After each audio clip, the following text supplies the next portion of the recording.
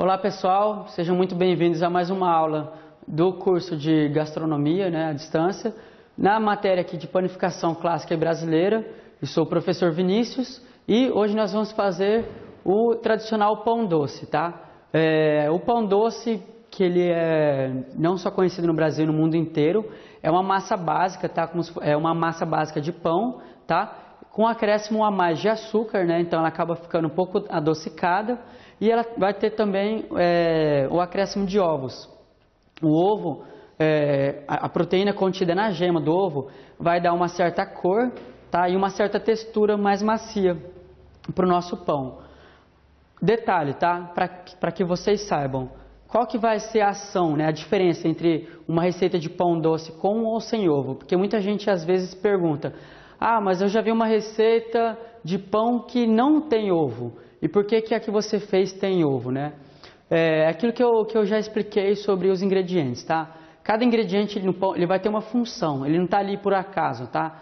A manteiga, a gordura, ela vai servir de liga para o nosso pão, para que ele fique cremoso e para que auxilie na fermentação, tá? O açúcar, não só para deixar o pão com um sabor adocicado, mas também para servir de alimento também para o fermento, tá? O ovo, ele vai dar maciez, vai dar cor e ele vai ajudar a dar uma superfície mais crocante no meu pão, tá? O lado ruim da gente usar ovo no pão é que a presença da clara, ela vai acabar diminuindo o tempo de validade do meu pão, tá? Quando a gente usa ovo numa receita, o meu pão ele vai ter uma validade um pouquinho menor aí em relação aos outros pães. Ele vai acabar mofando, um pouco mais rápido. Mas em relação às qualidades, o benefício de estar agregando o ovo na receita, o pão ele fica muito gostoso, tá? Ele vai dar um sabor diferente, vai dar um saborzinho legal. Então, primeira coisa aqui para a gente fazer o nosso pão doce, a gente vai dissolver o fermento na água, tá? Não necessariamente a gente precisa fazer o polish, tá? Mas caso você queira, você pode sim fazer o polish nessa receita, tá? Então eu vou dissolver aqui o meu fermento fresco biológico, tá? Sempre deixar ele bem quebradinho aqui para que ele se dissolva mais facilmente na água. A água da própria receita aqui, tá? Sempre a temperatura ambiente, tá, pessoal? Seja a receita que vá a leite, que vá a água, sempre usar em temperatura ambiente, tá? De 28 a 30 graus. Aquele discurso de se usar água morna ou leite morno para acelerar o processo, realmente ele vai acabar acelerando aqui a fermentação. Porém, por outro lado, a gente vai contra a natureza do fermento, a gente vai desrespeitar o tempo de ação, o tempo de fermentação natural dele. E usando água a temperatura ambiente, a gente vai estar tendo uma qualidade, vai ter um resultado muito melhor, tá? Então, eu prefiro estar sempre utilizando a água a uma temperatura de 28 a 32 graus. Eu vou colocar uma quantidade aqui só, que seja o suficiente para que se dissolva o fermento, tá?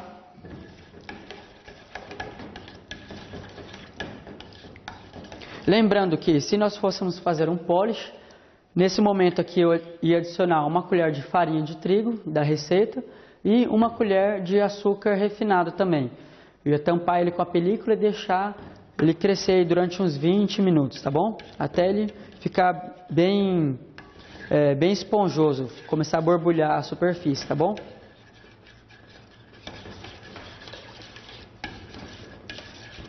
Ok, dissolvi muito bem aqui o meu fermento, tá? Então eu vou pegar um bowl.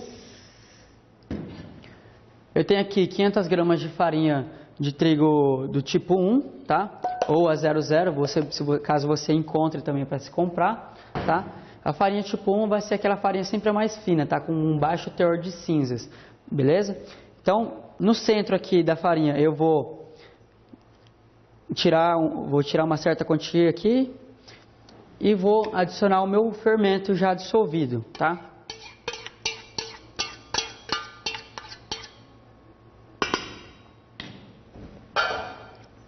Vou colocar metade da minha água,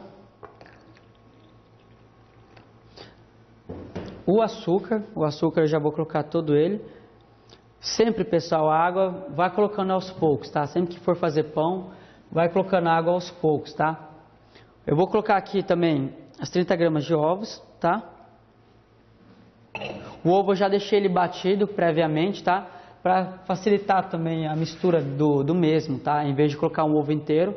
Agora, não tem problema nenhum se você colocar o ovo inteiro, tá? Também é só para facilitar aqui nesse momento aqui de mistura. Então, com esses primeiros ingredientes aqui, eu vou começar a misturar com a farinha, tá?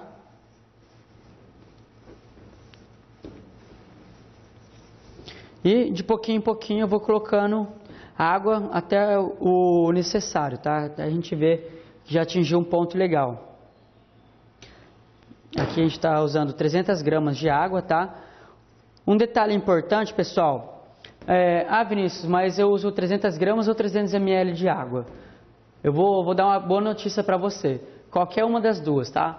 A água é um único ingrediente que ele tem a densidade 1 por 1, tá? A densidade da água, ela é o ponto de partida, assim, como se a gente fosse usar ele como regra base para os outros ingredientes, outros fluidos, né? Como óleo, por exemplo. E a gente vai pesar sempre 1 litro de água vai sempre pesar 1 quilo. Ou seja, 100 ml de água vai medir 100 gramas. 10 ml vai medir 10 gramas e assim por diante, tá? Então, se algum dia você vê uma receita lá que está pedindo 100 ml de água e você não tiver uma balança ou você não tiver um copo medidor, sabe que eles são equivalentes, tá? Isso vale só para água. Leite, óleo, manteiga já é outra coisa, tá? Porque são alimentos, são ingredientes mais ou menos densos, então a proporção aqui já vai variar, tá? O volume não vai ser a mesma coisa que o peso, tá legal? Vou continuar mexendo aqui a minha massa. Vou colocar mais um pouquinho de água que ela ainda está um pouco seca.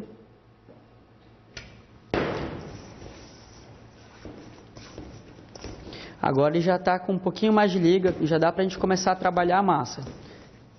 Por enquanto eu ainda vou manter essa água aqui, pode ser que eu acabe usando ela ou não, tá?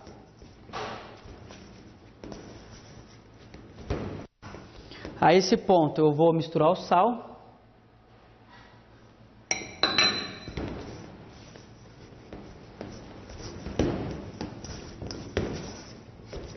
E por último, a gordura, que no caso dessa receita é a manteiga, tá?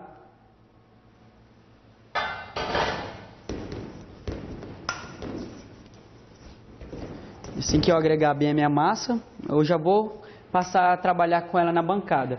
Percebam que sobrou um pouquinho de água aqui. Mas por que, Vinícius? Sua receita está errada? Não, pessoal. Dependendo da farinha que você for utilizar, dependendo do clima da sua cidade, da temperatura ou até mesmo da umidade do ar, a quantidade de absorção da água na farinha vai variar para mais ou para menos, tá? Então, o ideal é a gente sempre ir trabalhando com a água até dar o ponto na massa. Pode ser que algum dia você precise acrescentar um pouco mais de água fora que está na receita, ou até mesmo que sobre um pouco de água ali que não seja mais necessário, tá legal? Então, vou pegar uma farinha aqui, para que eu possa trabalhar com ela já na bancada. Vou polvilhar. A minha bancada aqui já foi bem limpa, tá? Sempre que for trabalhar com pão, pessoal, limpa bem a bancada, passa um paninho com álcool, tá? Para evitar qualquer tipo de contaminação, por um corpo estranho, né? Como um pedacinho de plástico ou um pedaço de papel de uma embalagem que você usou ali para cortar, tá? Então tem que tomar muito cuidado com isso. Vou polvilhar um pouquinho de farinha aqui sobre a massa também e vou começar a trabalhar com ela. O ideal é que essa massa ela fique bem úmida, bem pegajosa no começo, para depois a gente dando um ponto nela com a farinha, tá?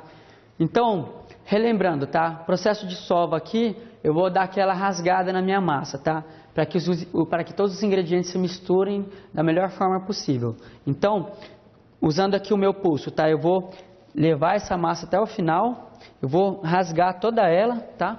Sobre a bancada e vou trazendo de volta. E vou repetindo esse processo aqui durante 1 ou 2 minutos, tá?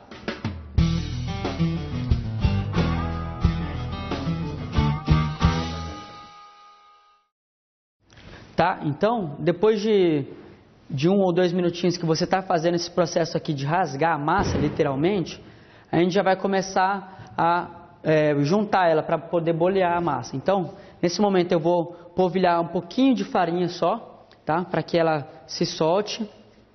Essa massa que grudou na minha mão, eu vou soltando ela, desprendendo ela, mas ela faz parte da receita, tá? Não precisa jogar fora, achar que é descarte, nem nada. A gente vai aproveitando tudo, tá? Então, com o raspador, eu vou puxando aqui a minha massa que está na bancada, tá?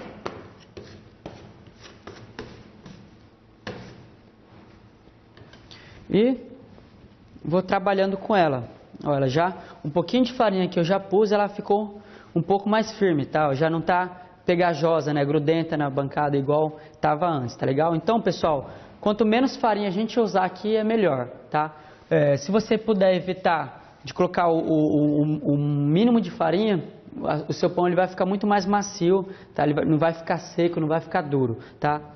Mas também não tanto ao ponto de ela ficar muito grudenta, senão você não vai conseguir sovar ela bem, tá? Então, o ideal é que a massa fique assim, ó, que a gente pegue uma extremidade nela e ela vai descendo, tá? Ela tá levemente grudenta. Se você segurar durante 5 segundos a massa, ela vai acabar realmente grudando aqui nos seus dedos, tá? Então, isso aqui já é um ponto legal para a gente estar trabalhando com a massa. Conforme for, a gente vai sovando ela. Se ela começar a grudar muito na bancada, não tem problema. A gente pega um pouquinho de farinha, dá uma polvilhada na bancada e volta a trabalhar ela. Caso a sua massa aqui nessa altura do campeonato esteja muito dura, você está tendo que fazer força para amassar ela, sinal que falta água aí. Então, pega a sua massa, abre ela um pouquinho, põe um golinho de água e volta aí sovando nela, até ela ficar com essa consistência aqui, tá? Para ela ficar bem macia, tá? Para o seu pão ficar muito bom. Então, agora aqui eu vou, já que eu já fiz o processo de rasgar a massa, eu vou sovar o meu pão aqui no processo manual, tá? Durante 20 minutos, até que a massa fique bem lisa, fique bem homogênea, tá? E depois de sovar, eu vou ainda cilindrar essa massa, tá? Igual nós fizemos aí nas outras aulas, aí, em todos os outros pães, tá? Sempre 2 processos, tá? Sova, que você pode fazer ou na mão ou na batedeira, e depois o processo de cilindrar a massa, que você pode fazer com um rolo, tá? De massa, ou até mesmo com o cilindro elétrico ou cilindro manual, caso alguém tenha em casa, até atingir o ponto de véu. Tá, que eu vou mostrar para vocês de novo ali como se faz para verificar, tá bom? Então, eu vou continuar sovando a minha massa, depois eu vou cilindrar ela até ela ficar já no ponto de véu, tá bom?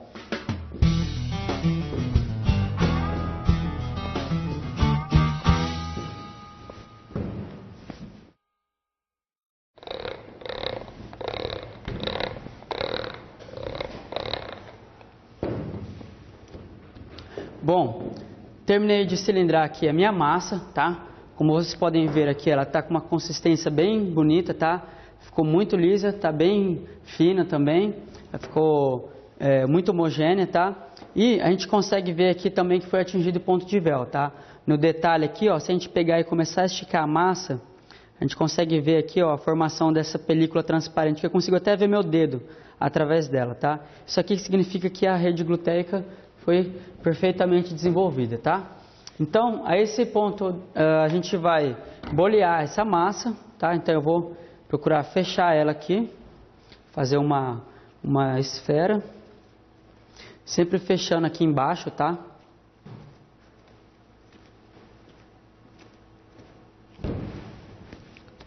Vou procurar bolear ela também, para que ela fique bem redondinha.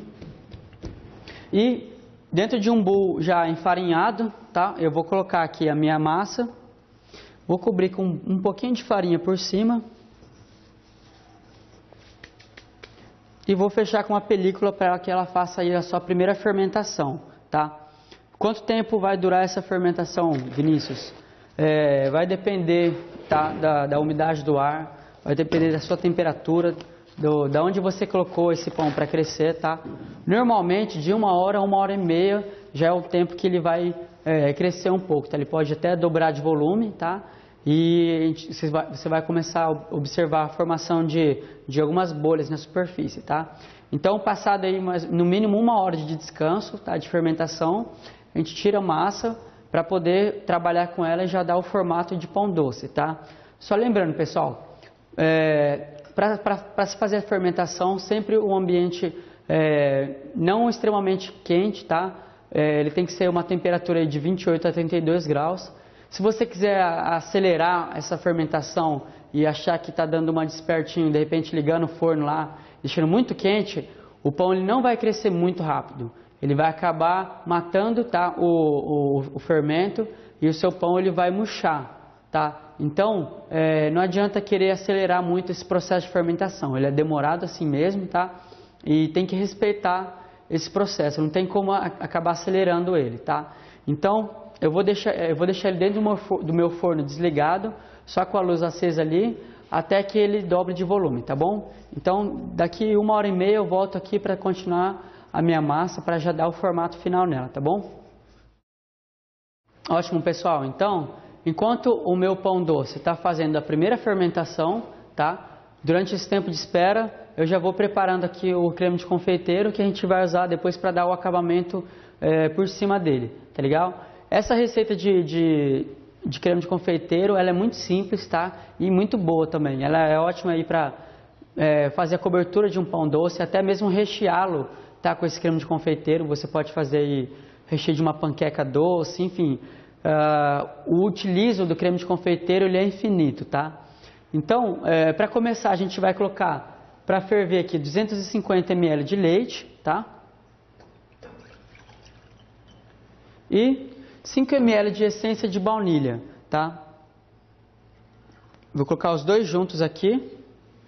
E eu vou ligar o fogo bem baixinho.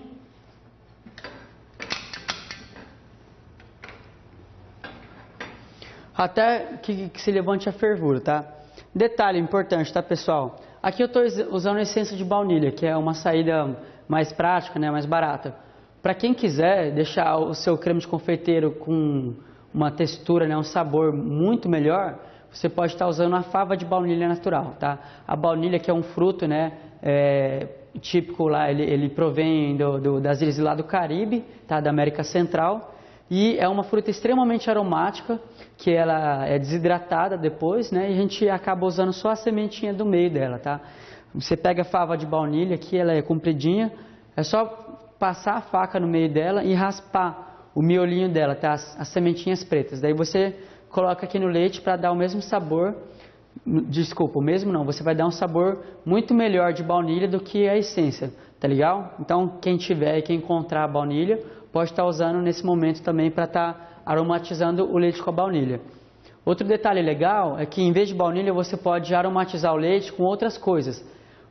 Existe a receita do creme catalão, que é um creme típico lá da Catalunha, né, na Espanha, e eles colocam cascas de limão siciliano aqui no leite, tá? Então, depois no final o creme vai ficar com um saborzinho de limão e é muito bom, é um creme excelente para estar se utilizando em confeitaria também.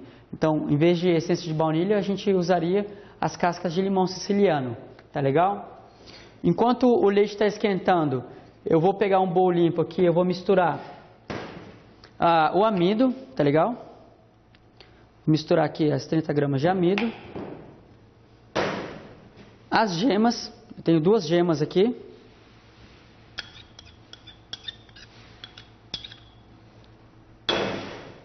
E as 50 gramas de açúcar, tá? Eu coloco tudo junto aqui. E misturo até formar um cremezinho amarelo, tá?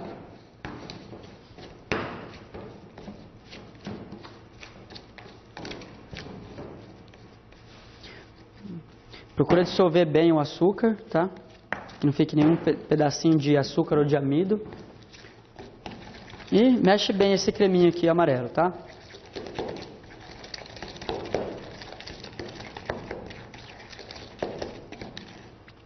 Ok, já.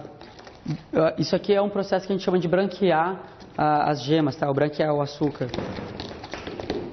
Então, preparei aqui o meu creme, já que tem aqui o amido, as gemas e o açúcar, tá? Eu vou aguardar A hora que o leite começar a levantar fervura, tá? Começar a borbulhar aqui, eu tiro ele do fogo, tá? E eu vou despejar ele aqui com cuidado no meu bowl, tá? Depois com um fouet, um batedor, eu vou fazer essa mistura agora. Vou misturar o leite quente com esse creme de ovos, tá? A hora que ele estiver bem misturado, que ele estiver bem dissolvido, a gente volta ele para o fogo, tá? Então, botando aqui na mesma panela, eu vou voltar para o fogo e agora eu vou mexer até que ele endureça, tá? O creme, até que ele fique bem firme. Com um fouet sempre, tá?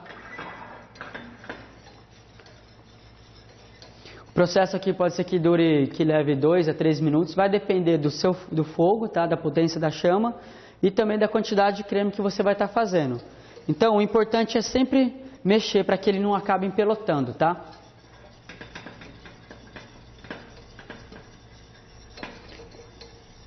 Com o tempo, né, a ação da temperatura, as gemas elas vão se coagulando, tá?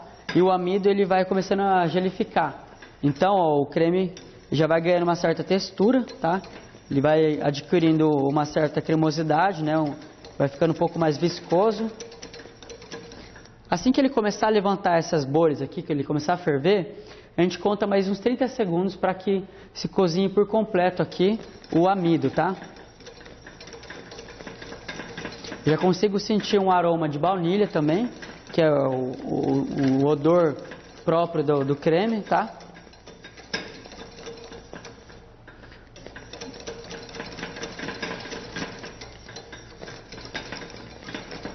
Ok, eu vou desligar a chama agora. Eu vou continuar mexendo para que ele fique com uma textura bem bonita, tá? Que fique bem cremoso. E tá pronto o nosso creme de confeiteiro, tá? Agora eu vou despejar esse creme aqui no bowl, tá?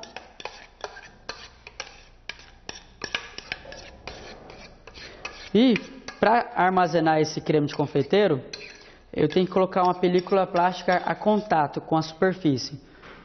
Por quê? Se eu simplesmente deixar esse creme aqui sobre a minha bancada, depois de um tempo ele vai criar uma certa película, tá? E ele vai acabar ficando com uma textura diferente. Então, a gente sempre vai cobrir com a película encostada na superfície aqui do creme, tá?